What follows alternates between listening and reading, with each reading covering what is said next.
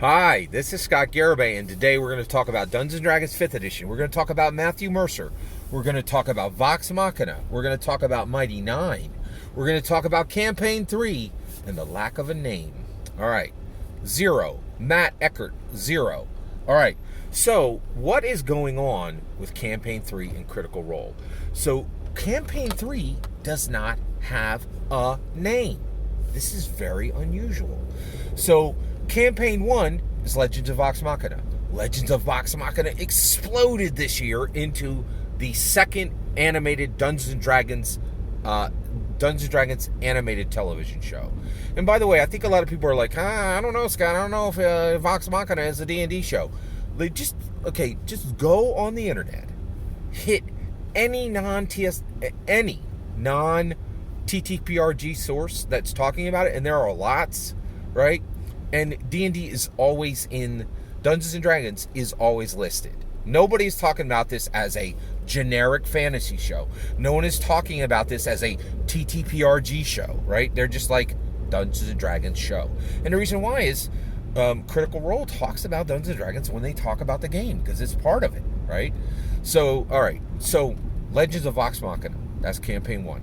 Mighty Nein is Campaign 2, right? And I think they switched some players in there between, but that some of the players are more engaged now and some less, and some are gone and some are new and blah, blah, blah, right? But let's talk about Campaign 3.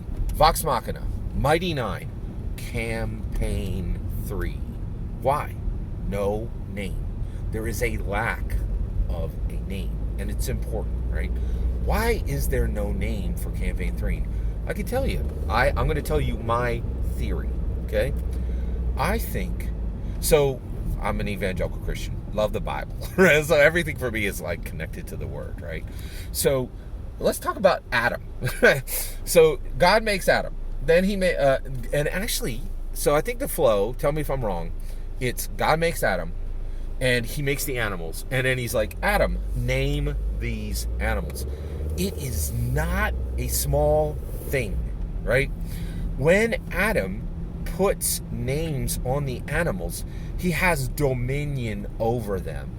He essentially rules over the animals. He is above them, right? And so for evangelical Christians, I can tell you this right now, and actually it's not just evangelical Christians. The vast majority of humans eat animals, right? We have dominion over them, right? Like and also we keep them as pets, and in this pet relationship isn't reciprocal. Like, we domesticate them, we feed them, like we are the masters, they are the pet, right? Like, so the reality is naming is important. It is incredibly important, right?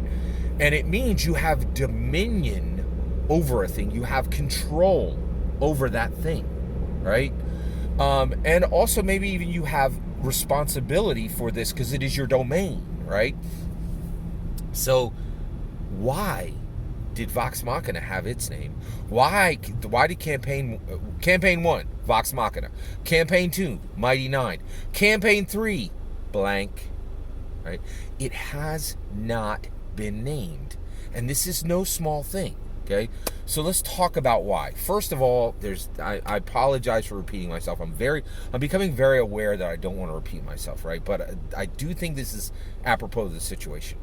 One, Matthew Mercer is Michael Jordan. He carries this team, air quotes. I really don't think Critical Role is a team. I really think it's Matthew Mercer working 70-hour work weeks, right? And the rest of the team, like, doing really whatever the heck they want, right?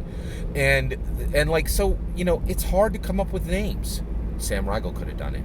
Marisha Ray could have done it, right? Travis Willingham could have done it. He's the CEO, right? Come on, like, Laura Bailey could have done it. I'm forgetting the Percy DeRollo's name. Yeah, anybody on Critical Role should have done it, right? And then, frankly, why isn't it done? Because Matthew Mercer hasn't done it, and Critical Role, the team, really does jack all of nothing without him. It frustrates me. And the only reason I repeat it is I wish it would stop. I wish somebody would just grab the ball and sink a 3, like other than Matt, right? I was recently, here's the Critical Role team. Matthew Mercer writes official Dungeons & Dragons 5th edition books, and nobody else on the team is bothered to even read the Dungeons & Dragons 5th edition PHP.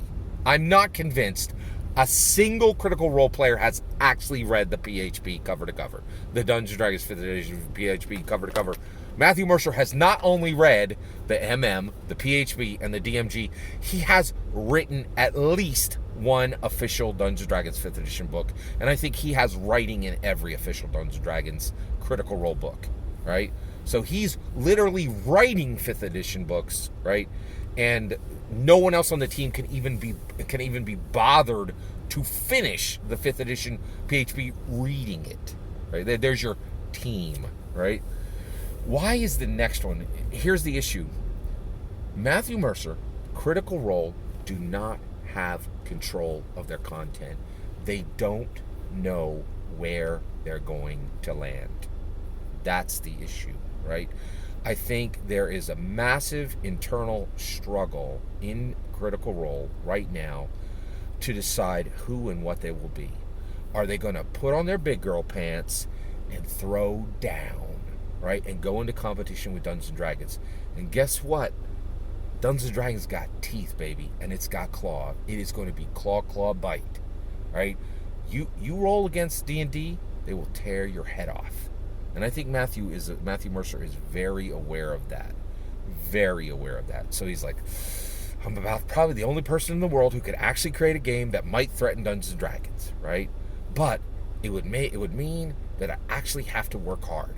I can't just do my, one-cheeked solution to Dungeons & Dragons, which is, I'm a voice actor, and I'm a and I'm the best dungeon master in the world, and I have a publishing company. like pick a lane, buddy. If you're gonna compete with Dungeons & Dragons, you got to get serious, right?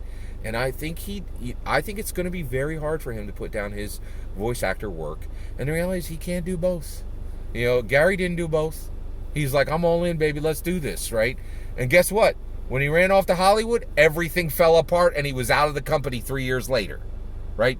You split your focus, you lose, right? And Matthew Mercer knows that because he went to Gary's house, right? So I think the reason that there isn't a name there is they're deciding, are we going to be Dungeons & Dragons #1 competitor, or are we going to be Dungeons & Dragons #1 partner, right? That's what I'm hoping for. I hope Matthew Mercer realizes Dungeons & Dragons will tear his head off, right, figuratively, if he steps to them and tries to create a tabletop role-playing game. Because here's the issue. There's tons of critters. I'm not convinced they read anything, right? I really am not. I just haven't seen a lot of proof of that, right? Like that they read anything. They produce a ton of art. They do read Twitter, right? But that's only 144 characters, right? They definitely, and they listen to a lot of content, literally 1,000 hours for Vox Machina, right?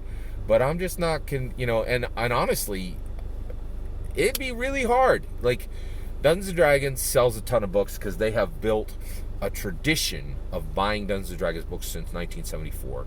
Matthew Mercer, I think the reason there's no name for Campaign 3 is there is a gigantic internal struggle in Matthew Mercer's heart and mind, and definitely within Critical Role. And I think they have not decided yet what they're going to do, who they're going to be. That's the issue. That is the issue.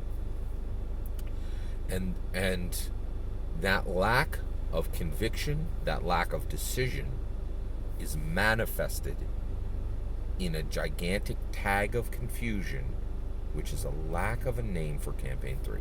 They should have it by now. It doesn't exist. And it is a gigantic clarion call that they don't know who and what they want to be. Matthew Mercer, I'm going to put this here just in case I get lucky and somebody points you toward this, right? You should be Dungeons & Dragons' greatest partner. Dungeons & Dragons will figuratively tear your freaking head off if you step to them. Darrington Press has no business being in competition with Wizards of the Coast. It's just my humble opinion, right? I think you're the best dungeon master in the world. Keep doing it. And I think you are a perfect person to be the Dungeons & Dragons design lead. And I think all you would need to do is talk to Cynthia Williams, literally call her and say, I would like Ray Winter's job, and you're going to have it the next day by 10 a.m. That's my 2 cents. All that's my opinion. What do you think is going to happen? I'd love to hear your thoughts. And also, do you agree with me? Do you think I have it right for why there's no name for Campaign 3? And if you think I'm wrong, what do you think is the reason there's no name for Campaign 3? I'd love to hear your thoughts. Let me know in the comments below. Please consider liking and subscribing, and have a wonderful millennium.